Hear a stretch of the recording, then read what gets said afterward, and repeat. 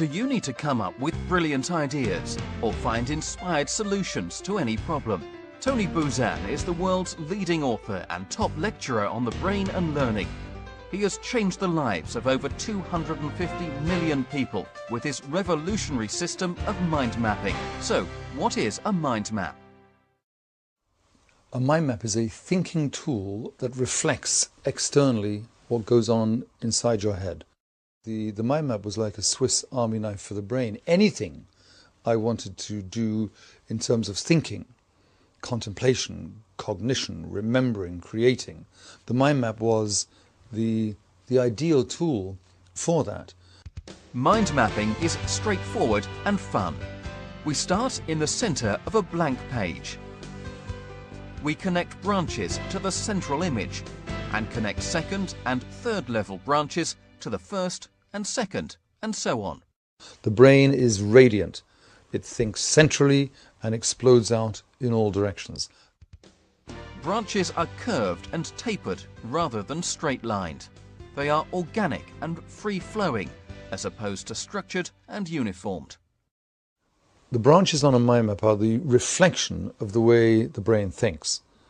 So when you think of anything, if you think of chair, you have your picture and then you have your associations off that.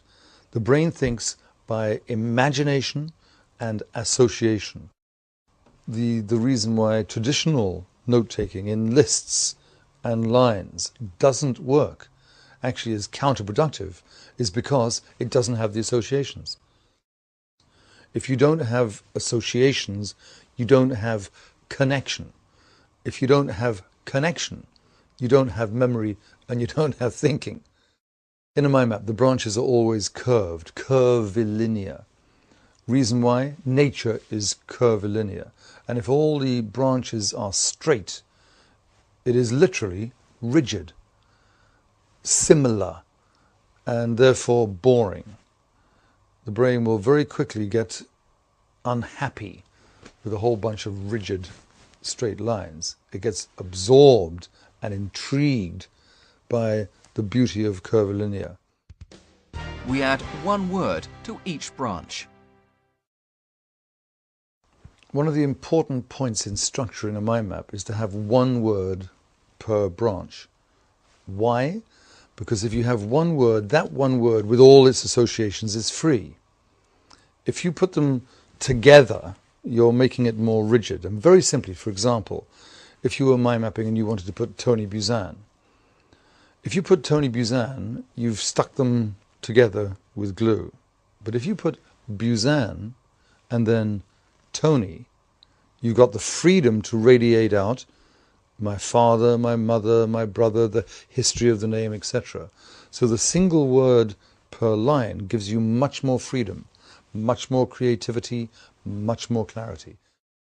Ideally, the length of the word should be the length of the branch, for the very simple reason that if this word here is then placed next to this word here, and the branch and the word are the same line, then the meeting point is very close. So the two words are in space close, i.e. they're connected.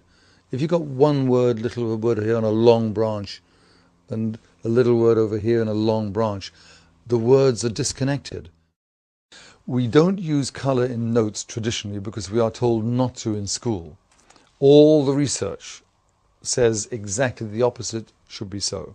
We love colour, and studies at London University showed that people who use colour and image in their imagination when they are learning and trying to remember inevitably do better than those who don't. We use images throughout. Throughout a mind map, there should be key words and key images.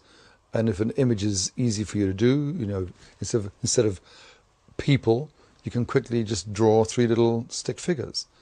The image is a picture. The picture is worth 1,000 words.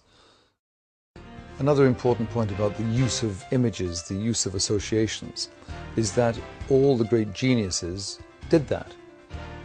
So if you start to use associations, you start to use images externally, you will join the pantheon of the great geniuses like Leonardo da Vinci.